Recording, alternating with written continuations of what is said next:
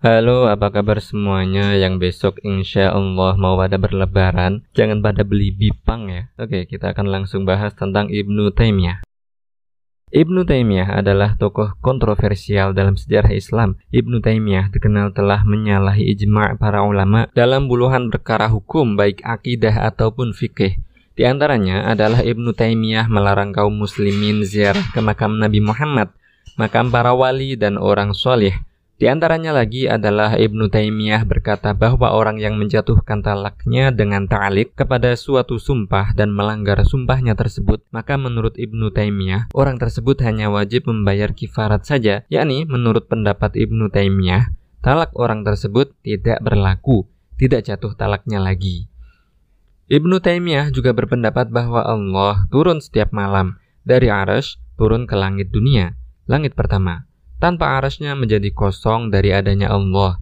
Jadi menurut Ibnu Taimiyah, Allah adalah ada di arsy, juga ada di langit pertama, dalam waktu bersamaan.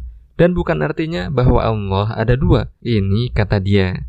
Jadi menurut Ibnu Taimiyah, Allah adalah turun memanjang seperti karet, dari atas arsy turun ke langit pertama, tapi tidak seperti turunnya makhluk, kata dia. Ini diantara kewaguan Ibnu Taimiyah, dan memang belum ada seorang pun sebelumnya yang pernah berpendapat seperti Ibnu Taimiyah ini. Keyakinan ini berbasis pada keyakinan Ibnu Taimiyah yang menganggap bahwa Allah adalah jisim, sesuatu yang berukuran dan bersifat dengan perubahan sebagaimana makhluk. Tapi kata Ibnu Taimiyah, sifat perubahan pada Allah tidaklah seperti sifatnya makhluk. Padahal menurut para ulama, adanya perubahan pada sesuatu merupakan tanda paling jelas bahwa sesuatu itu adalah makhluk.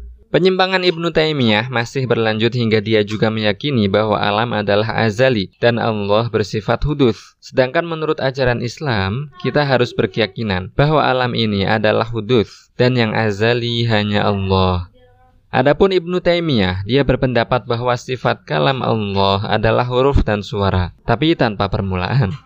Jadi ajaran Ibnu Taimiyah ini banyak yang menyimpang hingga pada tingkat kekufuran atau kemurtadan. Dan para ulama berkata bahwa hal ini salah satu sebabnya adalah karena Ibnu Taimiyah suka mengikuti ajaran filsafat, dan tidak ada yang namanya filsafat yang islami. Filsafat itu bukan ajaran Islam. Adapun ilmu kalam, maka ada yang tercela dan ada yang terpuji. Jadi beda antara filsafat dengan ilmu kalam. Jadi intinya, meskipun Ibnu Taimiyah ini sangat masyhur, tapi dia memiliki keyakinan kufur dan ajaran ngawur. Maka tidak boleh bagi kita untuk menyebut Ibnu Taimiyah sebagai Syekhul Islam, karena ajaran Ibnu Taimiyah ini bukan ajaran Islam, melainkan justru kekufuran. Tidak boleh juga bagi kita untuk menyebut Ibnu Taimiyah dengan doa rahimahullah setelah tahu bahwa Ibnu Taimiyah berkeyakinan kufur seperti ini.